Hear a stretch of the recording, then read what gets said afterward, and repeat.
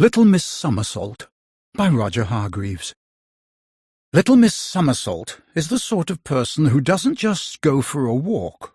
Oh no, not Little Miss Somersault. She is too full of energy for that. Rather than walking everywhere, she cartwheels everywhere.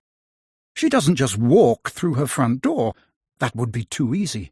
She built a house where she could climb over the roof first. Little Miss Somersault doesn't just sit in a chair. She balances on the back of it.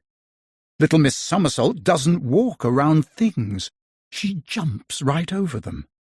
And instead of answering the telephone like you or I might, well, just look at her. The other day, when she was cartwheeling past Mr. Worry's house, he called out to her, "There's a leaf on my roof. Can you please get it for me?" he asked. Mr. Worry had spent the whole morning worrying that the leaf might make his roof fall in. "I have a long ladder," he added. Little Miss Somersault said, "I don't need a ladder," and, quick as a flash, she climbed on top of Mr. Worry's house and got the leaf off. A little further down the road, Little Miss Somersault came to Mr. Skinny's house. Mr. Skinny was at the top of a ladder, painting his roof. Unfortunately, Mr. Bump came around the corner and walked under the ladder. Or rather, he tried to walk under the ladder, but, being Mr. Bump, he walked straight into it. Bump! And you can see what happened. Little Miss Somersault saw it all happen, and without even thinking about the fallen ladder, she climbed to the top of Mr. Skinny's house, tucked him under her arm, and carried him safely to the ground.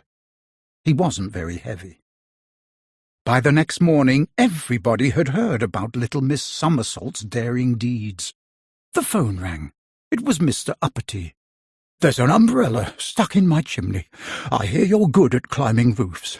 I'll expect you here in 5 minutes. Mr. Uppity's house is one of the biggest houses you will ever see.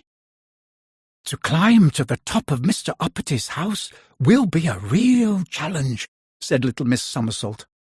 It took no time at all for Little Miss Somersault to climb onto Mr. Uppity's roof. "That was easy," she said as she balanced on the chimney. Then she looked down at the ground far below her. That was the last thing she should have done. Little Miss Somersault suddenly felt dizzy. Her knees began to tremble. Everything began to spin round and round. Little Miss Somersault discovered she was afraid of heights. Luckily, Mr. Tickle happened to be passing by. He stretched out one of his extraordinary long arms. Did he want to tickle Little Miss Somersault? Of course he did, but not before he had brought her safely back down to the ground. "Stop it!" laughed Little Miss Somersault. "I promise I won't do anything so foolish again." And off went Mr. Tickle to look for somebody else to tickle. That evening, Little Miss Somersault was sitting, that's right, sitting in her armchair. Suddenly, the telephone rang. "My hat has blown off," said a voice at the other end, "and it's landed on the roof of my house. Could you—" Little Miss Somersault's face turned pale. "Who is this?" she asked in a trembling voice. "It's Mr. Small," said Mr. Small. Little Miss Somersault breathed a huge sigh of relief. "I'll be there in 5 minutes," she said, and off she somersaulted.